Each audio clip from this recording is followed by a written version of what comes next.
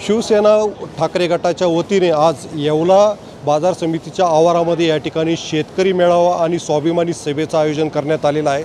आपण पाहू शकतायत का या ठिकाणी सभेची तयारी तर ही जय्यत तयारी सुरू झालेली आहेत आणि या ठिकाणी जे तर ते हा मतदारसंघ जर बघितला तर हा गेल्या 4 पंचवार्षिकपासून राष्ट्रवादीचे नेते आणि मंत्री छगन भुजबळ या ठिकाणी नेतृत्व करत आहे आणि ह्या मतदारसंघामध्ये हा शेतकरी मेळावा आणि स्वाभिमानी सभेचं या ठिकाणी आयोजन करण्यात आलेलं आहे।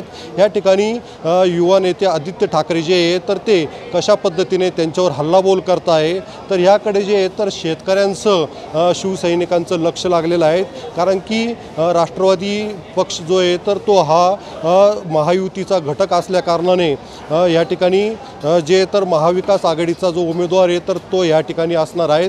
त्याच्यामुळे ह्या मेळाव्याच्या माध्यमातून ही जागा जी आहे तर ती शिवसेनेला मिळावी अशी जी मागणी आहे तर ह्या शिवसेनेचे ग्रामीण जिल्हा प्रमुख जे आहेत तर ते कुणाल दराडे हे त्यांनी मागणी केलेली असल्याचं जे तर त्यांनी सांगितलेलं आहे।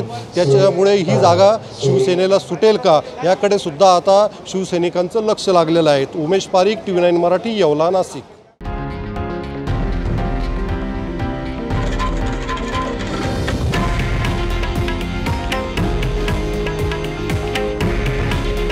हे आहे देशातील नंबर 1 न्यूज नेटवर्क आणि आपण पाहत आहात TV9 मराठी।